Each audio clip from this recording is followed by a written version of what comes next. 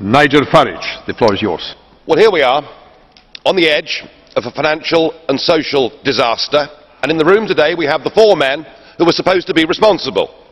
And yet we've listened to the dullest, most technocratic speeches I've ever heard. You are all in denial. By any objective measure, the euro is a failure. And who is actually responsible? I mean, who's in charge out of you lot? Well, of course, the answer is none of you, because none of you have been elected, none of you actually have any democratic legitimacy for the roles that you currently hold within this crisis. And into this vacuum, albeit reluctantly, has stepped Angela Merkel. And we are now living in a German-dominated Europe.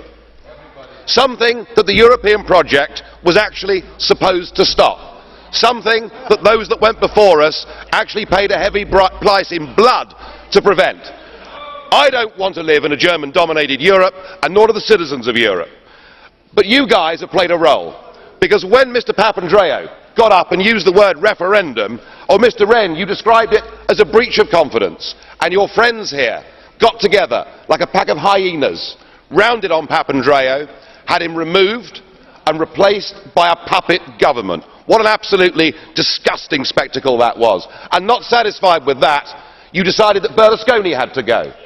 So he was removed and replaced by Mr Monti, a former European Commissioner, a fellow architect of this Euro disaster, and a man who wasn't even a member of the Parliament. It's getting like an Agatha Christie novel, where we're trying to sort of work out who's the next person that's going to be bumped off. The difference is we know who the villains are. You should all be held accountable for what you've done. You should all be fired. And I have to say, Mr Van Rompuy, 18 months ago when we first met, I was wrong about you. I said you'd be the quiet assassin of nation-state democracy, but you're not anymore. You're rather noisy about it, aren't you?